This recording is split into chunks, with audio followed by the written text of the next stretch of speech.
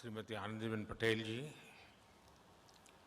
केंद्रीय मंत्रिमंडल के मेरे सहयोगी और लखनऊ के ही सांसद, हमारे वरिष्ठ साथी श्रीमान राजनाथ सिंह जी, श्री हरदीप सिंह पुरी जी, महेंद्र नाथ पांडे जी, यहाँ के लोकप्रिय मुख्यमंत्री योगी आदित्यनाथ जी, उप मुख्यमंत्री श्री केशव प्रसाद मौर्य जी, श्री दिनेश शर्मा जी, केंद्रीय मंत्रिमंडल के मेरे सहयोगी श्रीमान कौशल किशोर जी, राज्य सरकार के मंत्रीगण, सांसद, विधायकगण, देश के अलग अलग हिस्सों से आए सभी आदरणीय मंत्रीगण, अन्य सभी महानुभाव और उत्तर प्रदेश के मेरे प्रिय भाइयों और बहनों, लखनऊ आता हूं तो अवध के इस क्षेत्र का इतिहास, मलिहाबादी दशहरी जैसी मीठी बोली, खान पान, कुशल कारीगरी, आर्ट, आर्किटेक्चर, सब कुछ ऐसे सामने की तरफ देखने लग जाता है। मुझे अच्छा लगा कि 3 दिनों तक लखनऊ में न्यू अर्बन इंडिया यानी भारत के शहरों के नए स्वरूप देश भर के एक्सपर्ट्स एकत्र आकर के मंथन करने वाले हैं। यहां जो प्रदर्शनी लगी है वो आजादी के इस अमृत महोत्सव में 75 साल की उपलब्धियां और देश के नए संकल्पों को भली भांति प्रदर्शित करती है। और मैंने अनुभव किया है, पिछले दिनों जब डिफेंस का कार्यक्रम किया था और उस समय जो प्रदर्शनी लगी थी, सिर्फ लखनऊ ही नहीं, पूरा उत्तर प्रदेश उसे देखने के लिए पहुंचा था। मैं इस बार भी आग्रह करूंगा कि ये जो प्रदर्शनी लगी है, यहां के नागरिकों से मेरा आग्रह है, आप जरूर देखिए। हम सब मिलकर के देश को कहां से कहां ले जा सकते हैं, हमारे विश्वास को जगाने वाला ये अच्छा प्रदर्शनी है, आपने जरूर देखनी चाहिए। आज यूपी के शहरों के विकास से जुड़े 75 प्रोजेक्ट्स विकास के, उसका भी शिलान्यास और लोकार्पण किया गया है। आज ही यूपी के 75 जिलों में 75,000 लाभार्थियों को उनके अपने पक्के घर की चाबियां भी मिली है।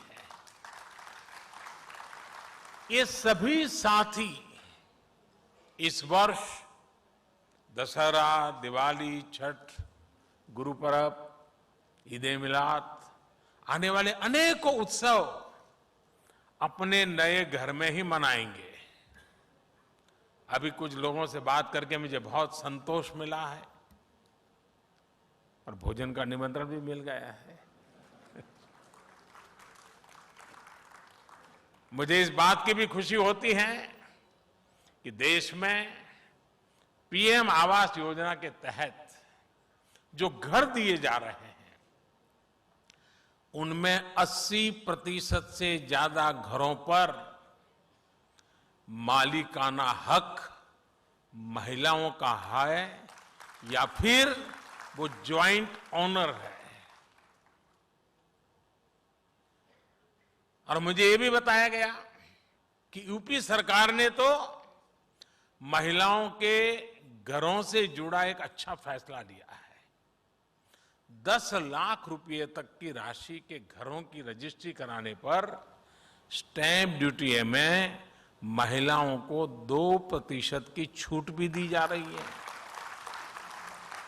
ये बहुत प्रशंसनीय निर्णय है।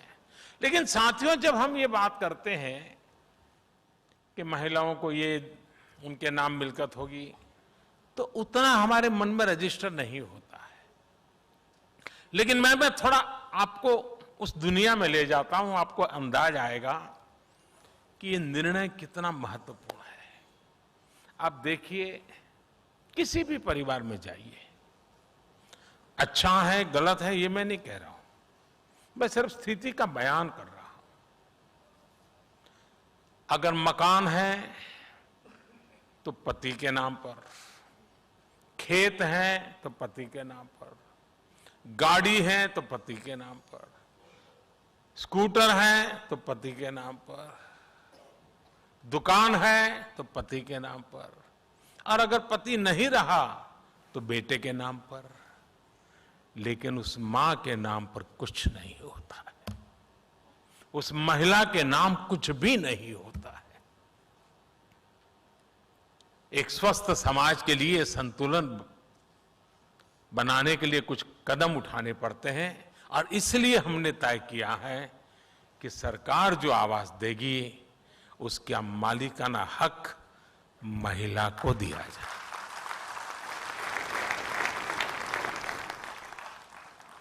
साथियों, आज लखनऊ के लिए एक और बधाई का अवसर है। लखनऊ ने अटल जी के रूप में एक विजनरी मां भारती के लिए समर्पित राष्ट्र नायक देश को दिया है। आज उनकी स्मृति में बाबा साहब भीमराव अंबेडकर यूनिवर्सिटी में अटल बिहारी वाजपेयी चेयर स्थापित की जा रही है। मुझे विश्वास है ये चेयर अटल जी के विजन, उनके एक्शन, राष्ट्र निर्माण में उनके योगदान को विश्व पटल पर लाएगी। जैसे भारत की 75 साल की विदेश नीति में अनेक मोड़ आए, लेकिन अटल जी ने उसे नई दिशा दी। देश की कनेक्टिविटी, लोगों की कनेक्टिविटी के लिए उनके प्रयास आज के भारत की मजबूत नींव है। अब सोचिए, एक तरफ प्रधानमंत्री ग्राम सड़क योजना और दूसरी तरफ स्वर्णिम चतुष्क, north east, east west, north south, east west corridor, यानी दोनों तरफ एक साथ दृष्टि और दोनों तरफ विकास का प्रयास। साथियों, वर्षों पहले जब अटल जी ने नेशनल हाईवे के माध्यम से देश के महानगरों को जोड़ने का विचार रखा था, तो कुछ लोगों को यकीन ही नहीं होता था कि ऐसा संभव है। 6-7 पहले जब मैंने गरीबों के लिए करोड़ों पक्के घर, करोड़ों शौचालय, तेजी से चलने वाली रेल, शहरों में पाइप से गैस, ऑप्टिकल फाइबर जैसे बड़े इंफ्रास्ट्रक्चर प्रोजेक्ट की बात की, तब भी आदतन कुछ लोग यही सोचते थे कि इतना सब कुछ कैसे हो पाएगा। लेकिन आज इन अभियानों में भारत की सफलता दुनिया देख रही है।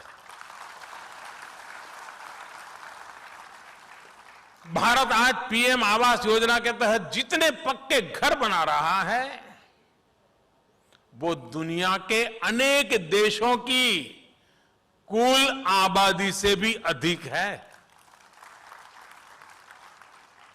एक समय था जब घर की स्वीकृति से लेकर उसको जमीन पर उतरने में ही बरसों लग जाते थे। जो घर बनते थे भी वो शायद रहने लायक थे कि नहीं, ये सवालिया निशान जरूर पूछे जाते थे। घरों की साइज छोटी, कंस्ट्रक्शन मटेरियल खराब, अलॉटमेंट में हेरा फेरी, ये सब मेरे गरीब भाइयों बहनों को भाग्य बना दिया गया था। 2014 में देश ने हमें सेवा करने का अवसर दिया और मैं उत्तर प्रदेश का विशेष रूप से आभारी हूं कि आपने मुझे देश की संसद में पहुंचाया। 2014 में देश ने हमें सेवा करने का अवसर दिया और मैं उत्तर प्रदेश का विशेष रूप से आभारी हूं कि आपने मुझे देश की संसद में पहुंचाया। 2014 में देश ने हमें सेवा करने का अवसर दिया और मैं उत्तर प्रदेश का विशेष रूप से आभारी हूं कि आपने मुझे देश की संसद में पहुंचाया। और जब आपने हमें दायित्व दिया तो हमने अपना दायित्व निभाने की ईमानदार कोशिश की है। साथियों, 2014 से पहले जो सरकार थी उसने देश में शहरी आवास योजनाओं के तहत सिर्फ 13 लाख मकान ही मंजूर किए थे। आंकड़ा याद रहेगा? पुरानी सरकार ने 13 लाख आवास, इसमें भी सिर्फ 8 लाख मकान ही बनाए गए थे।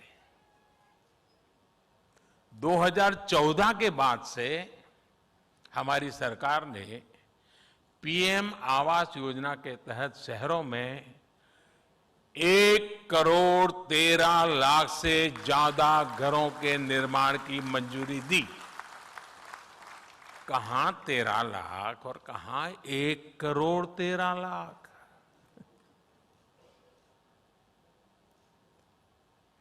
इसमें से 50 लाख से ज्यादा घर बनाकर उन्हें गरीबों को सौंपा भी जा चुका है। साथियों, ईंट पत्थर जोड़कर इमारत तो बन सकती है, लेकिन उससे घर नहीं कह सकते। लेकिन वो घर तब बनता है जब उसमें परिवार के हर सदस्य का सपना जुड़ा हो, अपनापन हो, परिवार के सदस्य जी जान से एक लक्ष्य के लिए जुटे हुए हो, तब इमारत घर बन जाती है। साथियों, हमने घरों के डिजाइन से लेकर घरों के निर्माण तक की पूरी आजादी लाभार्थियों को सौंप दी। उनको मर्जी पड़े वैसा मकान बनाए। दिल्ली में एयर कंडीशन कमरे में बैठ करके कोई ये तय नहीं कर सकता कि तुम्हारी खिड़की उधर होगी या इधर होगी। 2014 के पहले सरकारी योजनाओं के घर किस साइज के बनेंगे, इसकी कोई स्पष्ट नीति ही नहीं थी। कहीं 15 स्क्वायर मीटर के मकान बनते थे तो कहीं 17 स्क्वायर मीटर के। इतनी छोटी जमीन पर जो निर्माण होता था उसमें रहना भी मुश्किल था। 2014 के बाद हमारी सरकार ने घरों की साइज को लेकर भी स्पष्ट नीति बनाई। हमने ये तय किया कि 22 स्क्वायर मीटर से छोटा कोई घर नहीं बनेगा। हमने घर का साइज भी बढ़ाने के साथ ही पैसा सीधा लाभार्थियों के बैंक खाते में भेजना शुरू किया।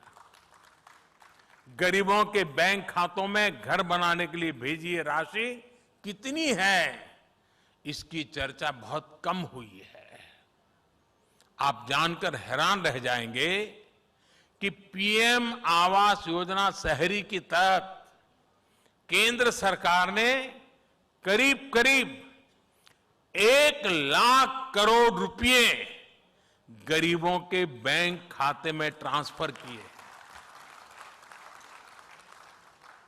साथियों, हमारे यहां कुछ महानुभाव कहते रहते हैं कि मोदी ने, हमने प्रधानमंत्री तो बना दिया, मोदी ने किया क्या?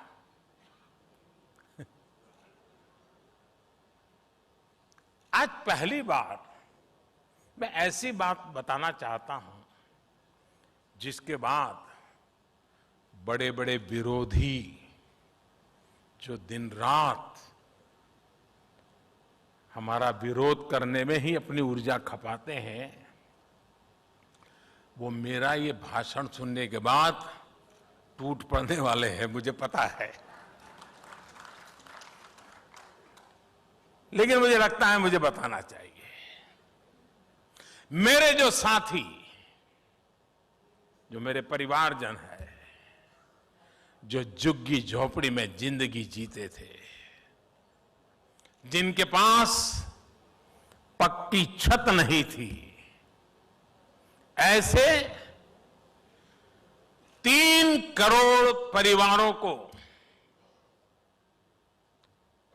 इस कार्यकाल में एक ही योजना से लखपति बनने का अवसर मिल गया है। इस देश में मोटा मोटा अंदाज करें तो 25-30 करोड़ परिवार है, मोटा मोटा अंदाज करें। उसमें से इतने छोटे से कार्यकाल में 3 करोड़ गरीब परिवार लखपति बनना, यह अपने आप में बहुत बड़ी बात है। अब आप कहेंगे मोदी इतना बड़ा क्लेम कर रहे हैं, कैसे कर रहे हैं? प्रधानमंत्री आवास योजना के तहत देश में जो करीब करीब 3 करोड़ घर बने हैं, आप उनकी कीमत का अंदाज लगा दीजिए। ये लोग अब लखपति हैं। 3 करोड़ पक्के घर बनाकर हमने गरीब परिवारों का सबसे बड़ा सपना पूरा किया है। साथियों, मुझे वो दिन भी याद आते हैं जब तमाम प्रयासों के बावजूद उत्तर प्रदेश घरों के निर्माण में आगे नहीं बढ़ रहा था। आज लखनऊ में ही, और जब मैं आज लखनऊ में हूं तो मुझे लगता है जरा विस्तार से ये बात बतानी चाहिए ना? हाँ, आप तैयार हैं? हमारी अर्बन प्लानिंग कैसे राजनीति का शिकार हो जाती है, ये समझने के लिए भी यूपी के लोगों को ये जानना बहुत जरूरी है। साथियों, गरीबों के लिए घर बनाने का पैसा केंद्र सरकार दे रही थी। बावजूद इसके 2017 से पहले, योगी जी के आने से पहले की बात कर रहा हूं, 2017 से पहले यूपी में जो सरकार थी वो गरीबों के लिए घर बनवाना ही नहीं चाहती थी। गरीबों के लिए घर बनवाओ, इसके लिए हमें पहले जो यहां सरकार में थे उनसे मिन्नतें करनी पड़ती थी। 2017 से पहले पीएम आवास योजना के तहत यूपी के लिए 18,000 घरों की स्वीकृति दी गई थी। 18,000। लेकिन जो सरकार यहां थी उसने गरीबों को पीएम आवास योजना के तहत 18 घर भी बनाकर नहीं दिए। 18,000 घरों की स्वीकृति और 18 घर भी न बने। मेरे उत्तर प्रदेश के भाइयों बहनों, ये चीजें आपको सोचनी चाहिए। आप कल्पना कर सकते हैं, 18,000 घरों की मंजूरी थी, लेकिन उन लोगों ने गरीब के लिए 18 घर भी नहीं बनाए। पैसा था, घरों की स्वीकृति थी, लेकिन तब जो यूपी को चला रहे थे वो इसमें लगातार अड़ंगा डाल रहे थे। उनका ये कृत्य यूपी के लोग, यूपी के गरीब कभी नहीं भूल सकते। साथियों, मुझे संतुष्टि है कि योगी जी की सरकार आने के बाद यूपी में शहरी गरीबों को 9 लाख घर बनाकर दिए गए हैं। शहर में रहने वाले हमारे गरीब भाई बहनों के लिए अब यूपी में 14 लाख घर निर्माण के अलग अलग चरणों में है। अब घर में बिजली, पानी, गैस, शौचालय ऐसी सुविधाएं भी मिल रही हैं, तो गृह प्रवेश भी पूरी खुशी के साथ, आन बान के साथ हो रहा है। लेकिन मैं जब उत्तर प्रदेश आया हूं तो कुछ होमवर्क भी देने का मन करता है। दे दूं? लेकिन आपको करना पड़ेगा। करेंगे? पक्का? देखिए, मैंने अखबार में पढ़ा है और अभी योगी जी भी शायद मैं पूछ रहा था, इस बार दीपावली में अयोध्या में कहते हैं 7.5 लाख दिए हैं, 7.5 लाख दिए का कार्यक्रम होगा। मैं उत्तर प्रदेश को कहता हूं कि रोशनी के लिए स्पर्धा में मैदान में आए। देखें, अयोध्या ज्यादा दिए जलाता है कि ये जो 9 लाख घर दिए गए हैं, वे 9 लाख घर 18 लाख दिए जला करके दिखाएं। हो सकता है क्या? जिन परिवारों को ये 9 लाख परिवार, गरीब परिवारों को घर मिले पिछले 7 साल में, वे 2-2 दिया अपने घर के बाहर जलाएं। अयोध्या में 7.5 लाख दिए जलेंगे। मेरे गरीब परिवारों के घर में 18 लाख दिए जलेंगे। भगवान राम जी को खुशी होगी। भाई और बहनों, बीते दशकों में हमारा शहरों में बड़ी बड़ी इमारतें जरूर बनी, लेकिन जो अपने श्रम से इन इमारतों का निर्माण करते हैं, उनके हिस्से में झुग्गियों का ही जीवन आता रहा है।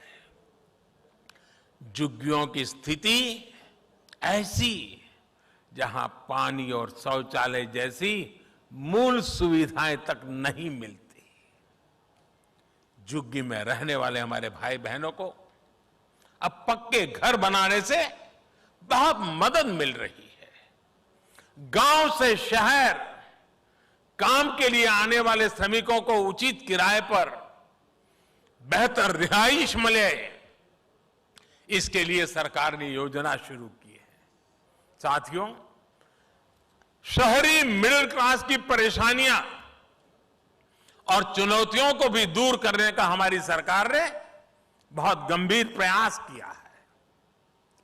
रियल एस्टेट रेगुलेटरी अथॉरिटी यानी रेरा कानून ऐसा ही एक बड़ा कदम रहा है। इस कानून ने पूरे हाउसिंग सेक्टर को अविश्वास और धोखाधड़ी से बाहर निकालने में बहुत बड़ी मदद की है। इस कानून के बनने से घर खरीदारों को समय पर न्याय भी मिल रहा है।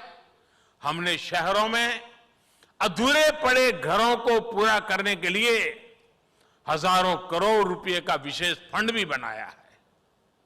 मिडिल क्लास अपने घर का सपना पूरा कर सके, इसके लिए पहली बार घर खरीदने वालों को लाखों रुपयों की मदद भी दी जा रही है। उन्हें कम ब्याज दरों से भी मदद मिल रही है। हाल ही में मॉडल टेनेंसी एक्ट भी राज्यों को भेजा गया है और मुझे खुशी है कि यूपी सरकार ने तुरंत ही उसे लागू भी कर दिया है। इस कानून ने मकान मालिक और किराएदार दोनों की बरसों पुरानी दिक्कतें दूर हो रही है।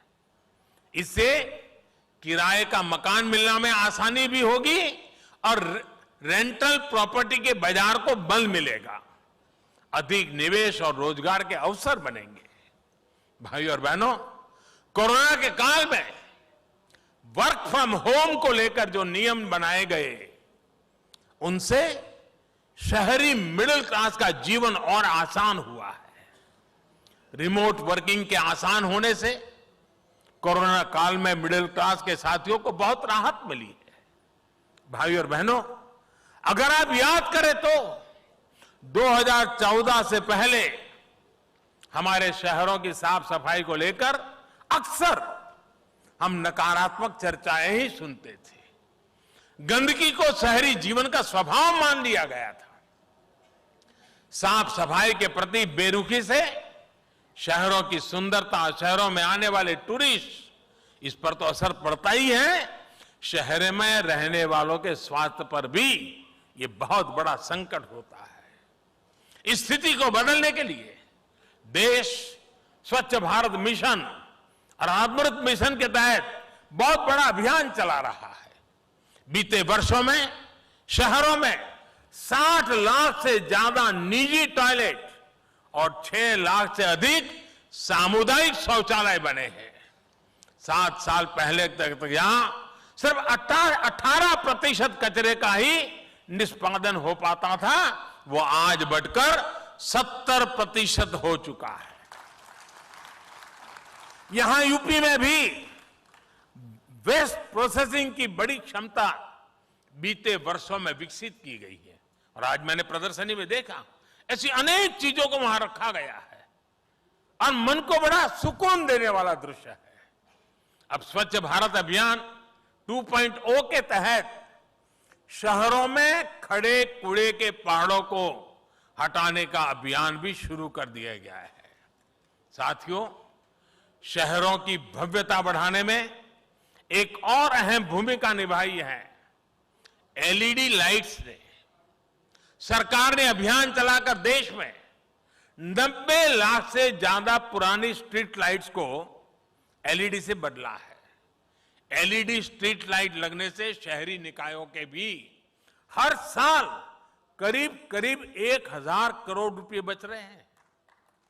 अब ये राशि विकास के दूसरे कार्यों में वो शहरी निकाय लगा सकते हैं और लगा रहे हैं।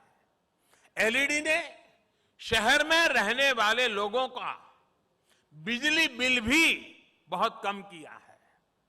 जो एलईडी बल्ब पहले 300 रुपये से भी महंगा आता था, वो सरकार ने उजाला योजना के तहत 50-60 रुपये में बना दिया है। इस योजना के माध्यम से करीब 37 करोड़ एलईडी बल्ब बांटे गए हैं।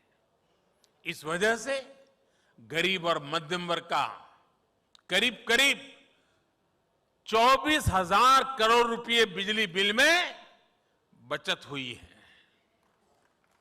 साथियों, 21वीं सदी के भारत में शहरों के कायाकल्प का सबसे प्रमुख तरीका है टेक्नोलॉजी का ज्यादा से ज्यादा इस्तेमाल। शहरों के विकास से जुड़ी जो संस्थाएं हैं, जो सिटी प्लानर्स हैं, उन्हें अपनी अप्रोच में सर्वोच्च प्राथमिकता टेक्नोलॉजी को देनी होगी। और साथियों, जब हम गुजरात में छोटे से इलाके में रहते थे और जब भी लखनऊ की बात आती थी तो लोगों के मुंह से निकलता था कि भाई लखनऊ में तो कहीं पर जाइए सुनने को मिलता है पहले आप, पहले आप, पहले आप। यही बात होती है। आज मजाक में ही सही, हमें टेक्नोलॉजी को भी कहना पड़ेगा पहले आप। भारत में पिछले 6-7 वर्षों में शहरी क्षेत्र में बहुत बड़ा परिवर्तन टेक्नोलॉजी से आया है।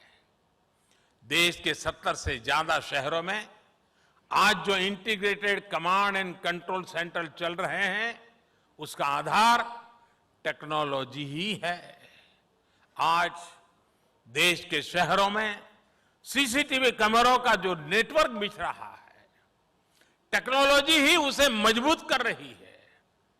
देश के 75 शहरों में जो 30,000 से ज्यादा आधुनिक सीसीटीवी कैमरे लगे हैं, उनकी वजह से गुनहगारों को 100 बार सोचना पड़ता है। ये सीसीटीवी अपराधियों को सजा दिलाने में भी काफी मदद कर रहे हैं। साथियों, आज भारत के शहरों में हर रोज जो हजारों टन कूड़े का निस्तारण हो रहा है, प्रोसेस हो रहा है, सड़कों के निर्माण में लग रहा है, वो भी टेक्नोलॉजी की वजह से है। वेस्ट में से वेल्थ अनेक प्रोजेक्ट मैंने आज इस प्रदर्शनी में देखे हैं। हर किसी को प्रेरणा देने वाले प्रयोग हैं, बड़ा बारीकी से देखने जैसा है। साथियों, आज देश भर में जो सीवेज ट्रीटमेंट प्लांट बनाए जा रहे हैं, आधुनिक टेक्नोलॉजी उनकी क्षमता और बढ़ा रही है। ये national common mobility card technology की ही तो देन है। आज यहां इस कार्यक्रम में 75 इलेक्ट्रिक बसों को हरी झंडी दिखाई गई है। ये भी आधुनिक टेक्नोलॉजी का ही तो प्रतिबिंब है। साथियों, मैंने अभी लाइट हाउस प्रोजेक्ट के तहत लखनऊ में बन रहे घरों को देखा। इन घरों में जो टेक्नोलॉजी इस्तेमाल हो रही है उसमें प्लास्टर और पेंट की जरूरत ही नहीं पड़ेगी। इसमें पहले से तैयार पूरी दीवारों का उपयोग किया जाएगा। इससे घर और तेजी से बनेंगे। मुझे विश्वास है कि यहां लखनऊ में देश भर से जो साथी आए हैं वो इस प्रोजेक्ट से बहुत कुछ सीख कर जाएंगे और अपने शहरों में इनको इंप्लीमेंट करने का प्रयास करेंगे। साथियों, टेक्नोलॉजी कैसे गरीब का जीवन बदलती है, इसका एक उदाहरण पीएम स्वनिधि योजना भी है। लखनऊ जैसे कई शहरों में तो अनेक प्रकार के बाजारों की परंपरा रही है। कहीं बुध बाजार लगता है, कहीं गुरु बाजार लगता है, कहीं शनि बाजार लगता है और इन बाजारों की रौनक हमारे रेहड़ी पटरी वाले भाई बहनें ही बढ़ाते हैं। हमारे इन भाई बहनों के लिए भी अब टेक्नोलॉजी का एक साथी बनकर के लाए हैं। पीएम स्वनिधि योजना के तहत रेहड़ी पटरी वालों को, स्ट्रीट वेंडर्स को बैंकों से जोड़ा जा रहा है। इस योजना के माध्यम से 25 लाख से ज्यादा साथियों को 2500 करोड़ रुपए से अधिक की मदद गई है। इसमें भी यूपी के 7 लाख से ज्यादा साथियों ने स्वनिधि योजना का लाभ लिया है। अब उनकी बैंकिंग हिस्ट्री बन रही है और वो ज्यादा से ज्यादा डिजिटल लेन देन भी कर रहे हैं। मुझे खुशी है, इस बात की खुशी है कि स्वनिधि योजना का सबसे ज्यादा लाभ पहुंचाने वाले पूरे देश के टॉप 3 शहरों में 2 हमारे उत्तर प्रदेश के ही हैं। पूरे देश में नंबर 1 है लखनऊ और नंबर 2 पर है कानपुर। कोरोना के इस समय में ये बहुत बड़ी मदद है। मैं योगी जी की सरकार की इसके लिए बहुत सराहना करता हूं।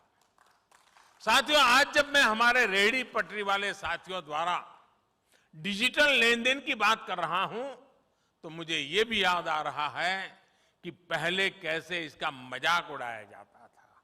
कहा जाता था कि कम पढ़े लिखे लोग कैसे डिजिटल लेन देन कर पाएंगे। लेकिन स्वनिधि योजना से जुड़े रेहड़ी पटरी वाले अब तक 7 करोड़ से ज्यादा बार डिजिटल लेन देन कर चुके हैं।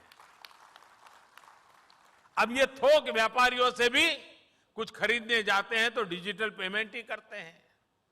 आज ऐसे ही साथियों की वजह से भारत डिजिटल पेमेंट में नए रिकॉर्ड बना रहा है। जुलाई, अगस्त, सितंबर यानी पिछले 3 महीने में हर महीने 6 लाख करोड़ रुपए से ज्यादा राशि का डिजिटल लेन देन हुआ है। यानी बैंकों में लोगों को आना जाना उतना ही कम हो रहा है। ये बदलते हुए भारत और टेक्नोलॉजी को अपनाते हुए भारत की ताकत को दिखाता है। साथियों, बीते वर्षों में भारत में ट्रैफिक की समस्या और प्रदूषण की चुनौती दोनों पर होलिस्टिक अप्रोच के साथ काम हुआ है। मेट्रो भी उसका एक बेहतरीन उदाहरण है। आज भारत मेट्रो सेवा का देश भर के बड़े शहरों में तेजी से विस्तार कर रहा है। 2014 में जहां 250 किलोमीटर से कम रूट पर मेट्रो चलती थी, वहीं आज लगभग 750 किलोमीटर में मेट्रो दौड़ रही है। और मुझे आज अफसर बता रहे थे कि 1050 किलोमीटर पे काम चल रहा है। यूपी के भी 6 शहरों में आज मेट्रो नेटवर्क का विस्तार हो रहा है। 100 से ज्यादा शहरों में इलेक्ट्रिक बसों के संचालन का लक्ष्य या फिर उड़ान योजना, ये भी शहरी विकास को गति दे रहे हैं। 21वीं सदी का भारत अब मल्टी मॉडल कनेक्टिविटी की ताकत के साथ आगे बढ़ेगा और इसकी भी तैयारी बहुत तेजी से चल रही है। और साथियों, शहरी इंफ्रास्ट्रक्चर के इन सारे प्रोजेक्ट का सबसे बड़ा सकारात्मक प्रभाव है रोजगार निर्माण। शहरों में चाहे मेट्रो का काम हो, घरों का निर्माण हो, बिजली पानी का काम हो, ये बहुत बड़ी संख्या में रोजगार के नए अवसर बनाते हैं। एक्सपर्ट्स उन्हें फोर्स मल्टीप्लायर मानते हैं। इसलिए हमें इन परियोजनाओं की गति को बनाए रखना है। भाई और बहनों, उत्तर प्रदेश में तो पूरे भारत की भारतीय संस्कृति की प्राणवायु समाई है। ये प्रभु श्री राम की भूमि है, श्री कृष्ण की भूमि है, भगवान बुद्ध की भूमि है। यूपी की समृद्ध विरासत को संजोना, संवारना, शहरों को आधुनिक बनाना हम सबकी जिम्मेदारी है। 2017 के पहले के यूपी और बाद के यूपी का अंतर उत्तर प्रदेश के लोग भी अच्छे जानते हैं।